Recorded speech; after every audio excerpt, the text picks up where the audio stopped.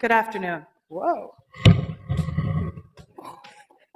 Welcome to the regularly scheduled meeting of the Community Development Committee for today, which is September 13th. We've been joined by council members Cano, Quincy, Fry, and Reich, which is a quorum of the committee. We have a very short agenda today of only 10 items. I'm going to move the consent items with the exception of item 5.1, which we are going to move to postpone one cycle. So I'll start with that. Item 5.1, Dan Bar India Grill, I'm going to move to postpone until Mr. Wilson says it's ready to go. Are there questions with regard to that move to postpone? Seeing none, all in favor, signify by saying aye. Aye. Any opposed? That item is postponed. Then I'll move the rest of the consent agenda, items 5 through 10. Are there any items anyone would like to pull for discussion? Seeing none, on the motion to approve the consent agenda, all in favor signify by saying aye. Aye. Any opposed? Those items are approved. We also have a short public hearing agenda, starting with item number 1, Mr. Winkelhake. Good afternoon, Madam Chair and council members. Mark Winkelhake, Director of Development Finance. Back on August 5th, the City Council authorized a $2.8 million loan to the Hennepin Theater Trust for the purchase of the Solera building that's located at 9th Street and Hennepin Avenue. That purchase has been completed and major renovation will begin on the building shortly. As indicated in the previous council action, that loan was temporarily funded from the city's development account. However, the long-term permanent funding is going to be provided by common project tax increment funds. In order to lend common project tax increment funds, the Solera building must be incorporated into the common project, which it currently is not. So the building is currently in the 9th Street and Hennepin Avenue redevelopment project area, very small redevelopment project area that's not in the common project. So what you have before you is two simple modifications to various plans. There's modification 126 to the common plan and modification number 1 to the 9th Street and Hennepin Avenue redevelopment plan. And what these two modifications do is they incorporate the 9th Street and Hennepin Avenue redevelopment project area into the common project. Thereby, it allows common project tax increment dollars to be used for this loan on a permanent basis. If approved, $2.8 million in common project tax increment from the IDS Data Center Fund would be transferred back into the development account to replenish that fund, because that was a temporary funding source. Notice of these proposed plan modifications were sent to the County Board, School Board, City Planning Commission, Downtown Minneapolis Neighborhood Association, and other interested parties in late July, and we received no comments. So Madam Chair and council members, I'd be happy to answer any questions that you may have. Are there any questions for Mr. Winkelhake on item number 1? Seeing none, I see Mr. Hoke is here, and so many good things have been happening at the Solera building, including a fairly significant art installation. I'm wondering if you can just come up for a moment and just speak to that. I'm also wondering, given the status of the crime problems on Hennepin, if you could talk about your Thursday programming efforts and how that seems to be going. Thank you, Madam Chair. Committee members, I apologize for being a little late. We did just complete an installation on the front of the Solera building with the support of Bank of America, and it is a 3-tiered green wall, if you will, with lights that change. And we have a mural that we've installed there. It's a glass mural, and actually all of my staff did it. So we just had a room, and they kept going in there and cutting up glass and assembling it. So it's exciting for us. The crime situation on Hennepin Avenue is a complicated one, and we have been working with the 1st Precinct and the DID. I think it's clear to us that people on Hennepin Avenue are not all there for the same reason, nor do they all represent the same issues. Some people are there for crime. There's no doubt about it. There is drug dealing that goes on. Other individuals are there because they simply have nothing better to do. It's a socialization point. They may have no money. So coming to Hennepin Avenue and seeing what's going on is part of, I think, what they do to entertain themselves. And that's not illegal, and we understand that. So our challenge is really to figure out how we can engage different populations in different activities. So one of the things that we are working on is our 5 to 10 on Hennepin. So every Thursday between 5th and 10th and between the hours of 5 and 10, we are providing a range of activities. So we have built a portable stage, a sound stage. So we have music, we can have spoken word, we have a variety of activities for people to engage in. And interestingly, one of the things we're finding works really well is our setting up chess boards, because people like to play chess. I don't know how to play chess. I'm amazed. I look out there and I can see all of these individuals playing chess. But it's not enough. We're really not about just showing up with pretty toys. What we're trying to do is figure out what are the transformation pieces that can happen out of this. So I've been talking with the county. Are there, as we sort of draw out different elements of the groups that are there, are there human services, and is that an opportunity to put people in touch with them? And so the county may have to be working 5 to 10 like us in order to make sure that we're connecting people with the services they may need. So it's a super complicated problem.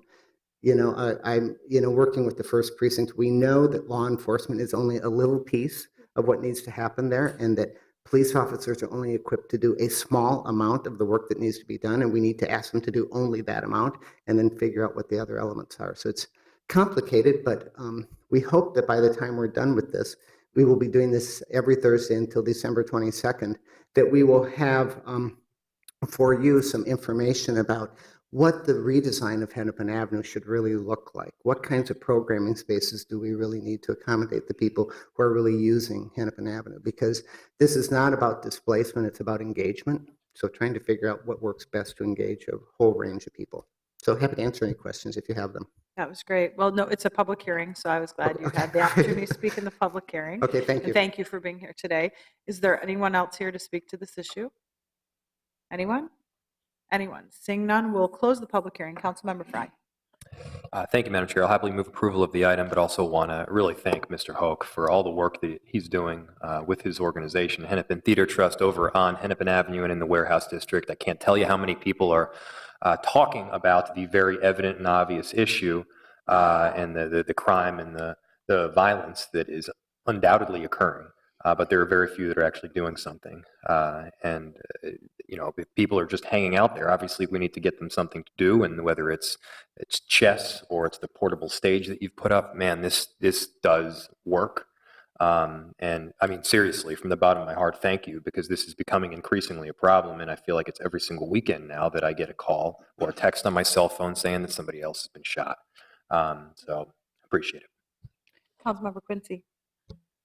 Thank you, Madam Chair, and thank you as well. I'm obviously going to support these simple plan modifications, but it is worth noting of what Mr. Hoke was just talking about, because it's not just about crime issues, frankly.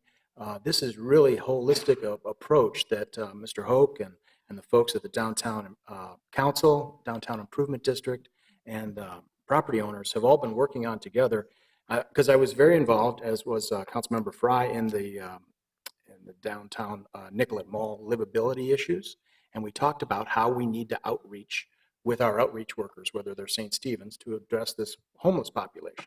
And then we've certainly done a lot with our youth population and how we're approaching that with our youth outreach workers. And when Councilmember Reich chaired the meeting this morning on the Downtown Improvement District's plan and budget being approved today in his committee. I mean, we saw how Lieutenant Sullivan was actively engaged. So it's really important to program this space that's so critical to our city. And the more program, more activities, more meaningful things we have going on creates a safer environment for people. So I just want to compliment the Theater Trust for the work they're doing as part of the whole city's effort to increase the awareness and the safety of a vibrant downtown. So thank you very much. Further comments or questions? Seeing none on the motion to approve Councilmember Fry's motion, all in favor signify by saying aye. Aye. Any opposed? That item is approved. Thank you for being here today. We'll move on to item number 2, AC Hotel, Minneapolis. Mr. Wilson. Thank you, Madam Chair. We do have a brand-new hotel in downtown Minneapolis, and they're seeking an on-sale liquor license with Sunday sales, Class B. The applicant is Sage Client 265 LLC, and they will do business as AC Hotel Minneapolis Downtown. This is a new 9-story hotel at 401 Hennepin Avenue. It will have 245 rooms with beverage alcohol service allowed in all public areas and rooms of that hotel. They'll have 390 seats total in the lounge, besides restaurant, meeting rooms, and banquet facilities on the first and second floors of the hotel. Because this is a brand-new license, a public hearing is required. We notified today's public hearing by mailing notice to residents and property owners within 400 feet of the property. We also notified the Downtown Minneapolis Neighborhood Association and the Warehouse District Business Association. As of today, we've received no responses from that mailing for or against. Staff recommends that this application be approved. Are there any questions for Mr. Wilson on item number 2? Seeing none, we'll open the public hearing on item number 2, which is a new business license for AC Hotel. Is there anyone here to speak to this issue? Anyone? Anyone? Seeing none, I'll close the public hearing. Councilmember Fry. Thank you, Madam Chair. Happily move approval of this item and want to point out that this area of downtown was previously filled with a bunch of vacant parking lots. The experience was disjointed, to say the least, and now in addition to AC Hotel, we've got the Ritz block, which has just recently broke ground. Hopefully the Nicollet Hotel block will be shortly on its way. I want to thank Mortensen and Marriott, as well as Ken Sherman, who owns the Lumber Exchange next door for their participation, involvement, investment, respectively.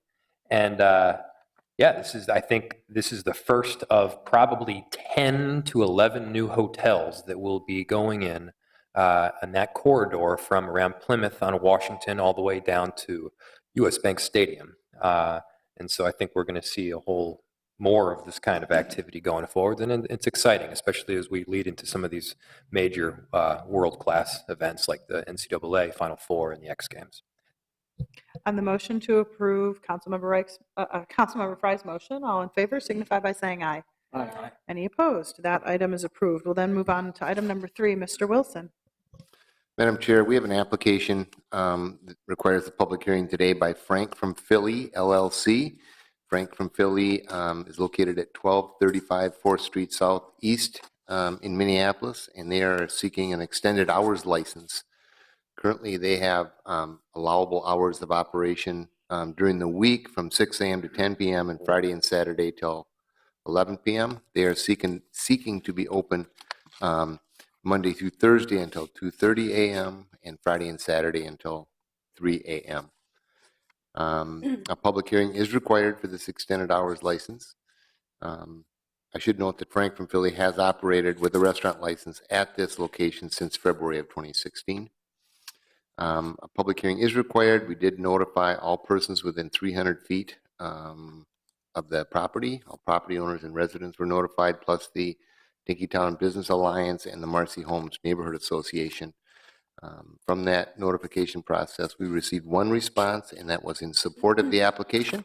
Staff's recommendation is that this application be approved. Are there any questions for Mr. Wilson on item number 3? Seeing none, we'll open the public hearing on item number 3, which is an extended hours license for Frank from Philly. Is there anyone here to speak to this issue? Anyone? Anyone? Seeing none, we'll close the public hearing. Councilmember Fry. Thank you, Madam Chair. Happy to move approval of this item, and hopefully we can finally get some real, true Philly cheesesteaks in the ward. On the motion to approve, all in favor signify by saying aye. Aye. Any opposed? That item is approved. Our remaining item is item number 4. Mr. Wilson. Madam Chair, we have an application by Smart Stop, Inc. They are a gasoline convenience facility located at 2651 Johnson Street Northeast. They are currently licensed for grocery, tobacco, and gasoline sales. They are seeking an extended hours of operation license to operate a 24-hour-a-day unattended gas pump system where their business will close during the normal hours that they have, which are Sunday through Thursday from 6 a.m. to 10 p.m. and from 6 a.m. to 11 p.m. on the weekends. During those operation hours when the store is closed, they want to offer pay at the pump with credit card gasoline sales. Their facility complies with the special fire department regulations, including the emergency shut-off switches, signage, fire extinguishers, and emergency call systems. A public hearing is required for this application. 70 notices were mailed to all residents and property owners within 300 feet of the business. We also notified the Northeast Minneapolis Chamber of Commerce and the Audubon Neighborhood Association. We received 2 responses from that notification process. One was in support and one was opposed. The response that came back that was opposed to the application was concerned about noise that could go on late into the evening with autos and car alarms and just general additional noise that would not normally be there. I would point out that this is a license that is annually required to be renewed, and if there are instances of problems at any of these extended hours license, they can be reviewed at any time, and this permission does not have to be granted for the next year. Upon staff review, we believe this application meets all of our requirements, and we recommend that you approve it. Are there any questions for Mr. Wilson on item number 4? Seeing none, we'll open the public hearing on item number 4, which is an extended hours license for Smart Shop. Is there anyone here to speak to this issue? Anyone? Please step forward, state your name and address for the record. I'm Joe. Council members. How are you today? Good. I'm Joe from Smart Stop, and if you have any questions, the only thing is since we took over that location back in 4 years ago, August 20th, we were open 24 hours. We close at 10 o'clock, and it's open until the pumps are open from 10 until 5:30 in the morning. Next thing you know, the new law came up that we have to have a license for that. So we make sure everything requirements belong. So the only thing we're asking is we probably get at the most 10 to 12 customers overnight. And these are our regular convenient customers. It's very convenient for them because they work late or they work really early. And they like us. They're very loyal. So we hate to see it being closed. Plus, it's hard with the system that we have. It's the latest one is to shut off the pumps at night. Since we did that, we probably spend about $4,000 in fixing the pump because computers hates to be shut off every night and reboot in the morning. So it's almost better off to have for us somebody over there so we don't have to shut them off. But it's still going to cost us labor because we don't want to open the store after 10 p.m. Even though we could stay until 11, but we all have families who want to go home. So hopefully the noise and all that, will knock on the wood, really been really blessed and have no issues. If customers come in, loud music, I myself or my partner will run outside, ask them, please turn it down. And if they don't, we'll ask them again and we'll just call the cop. Most of the time they leave. We never had no issues. So I don't know what noise it is or that's going to happen after midnight. Well, great. Thank you for your testimony, and thank you for being here today. Thanks. Is there anyone else here to speak to this issue? Anyone? Anyone? Seeing none, we'll close the public hearing. Councilmember Reich. Thank you, Madam Chair. I move approval of this application. Item number 4 has been moved for approval. Further comments or questions? Seeing none, all in favor signify by saying aye. Aye. Any opposed? That item is approved. Seeing no further business before the committee, we stand adjourned.